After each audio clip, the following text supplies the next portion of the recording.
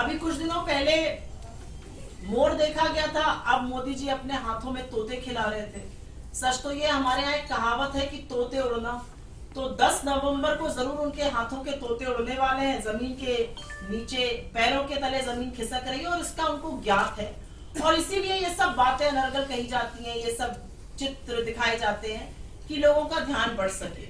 लेकिन मुझे ऐसा लगता है कि बिहार की जनता अत्यंत जागरूक है, अत्यंत क्रांतिकारी है और इन सबसे भटकने वाली नहीं है। इस बार बिहार जो है वो 15 साल के ढोंग को समाप्त करेगा और एक नए सृजन की नींव रखेगा।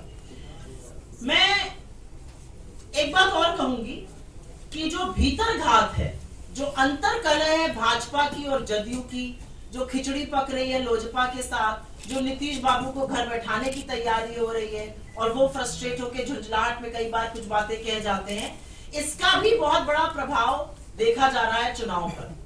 क्योंकि नीतीश कुमार शायद सिर्फ हमसे, अपने कुशासन से ही नहीं लड़ रहे हैं, वो लड़ अपने तथाकथित साथियों से भी रहे हैं। पर एक बात सच है, और ये बात राहुल जी ने भी कही थी जब वो वाल्मीकि नगर आए थे। उन्होंने कहा था हिसाब मांगेगी जनता, और मुझे लगता है बिहार की बड़ी क्रांतिकारी जनता है। इन्होंने ही महात्मा गांधी को महात्मा बनाया था चंपारण के बाद, तो आप जरूर हिसाब मांगिएगा। आप हिसाब मांगिएगा बेरोजगारी का, भूखमरी का, कुपोषण का, बढ़ते अपराध का। आप हिसाब मांगिएगा कि क्यों लगातार अर्थव्यवस्था चौपट होती जा रही है, क्यों मिनिमम स्वास्थ्य सेवाएं बिहार में नहीं है। और मुझे ऐसा लगता है कि जब हर बात का हिसाब होगा तो कुछ बातों के बारे में थोड़ी विस्तृत जानकारी आप सब लोग जानते हैं, लेकिन आपके माध्यम से जनता के सामने जरूर रखना चाहती हूँ। मैं पहली बात करूंगी बेरोजगारी की। और बेरोजगारी एक ऐसी महामारी है जिससे पूरा देश इस समय जूझ रहा है, लेकिन बिहार में इस महामारी का एक और ही विकराल रूप है।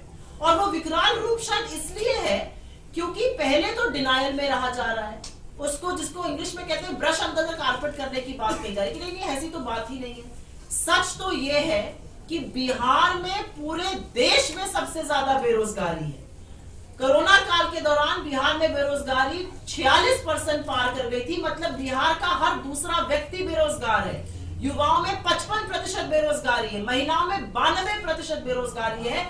और उस बेरोजगारी की बात न नीतीश कुमार जी करते हैं, न उनके आका नरेंद्र मोदी जी करते हैं। अभी कुछ दिनों पहले नीतीश बाबू ने कहा हमारी सरकार आएगी तो हम इंडस्ट्रियल कॉरिडोर का गठन करेंगे। तो 15 साल से आपने क्यों नहीं किया? क्या यह सच नहीं है कि महागठबंधन ने बेरोजगारी को, रोजगार को एक मुद्दा बनाया और उसके चलते आपकी कुंभकर्ण की नींद टूटी है और इसलिए आप बात कर रहे हैं आज बेरोजगारी खत्म करने की? लेकिन सच तो यह कि जब आपने 15 साल में नहीं खत्म किया तो अब आप क्या खत्म कर पाएगा, क्योंकि आपकी विफलताओं का पुलिंदा इतना बड़ा है कि उसको अब आप रोजगार पर नकार नहीं सकते।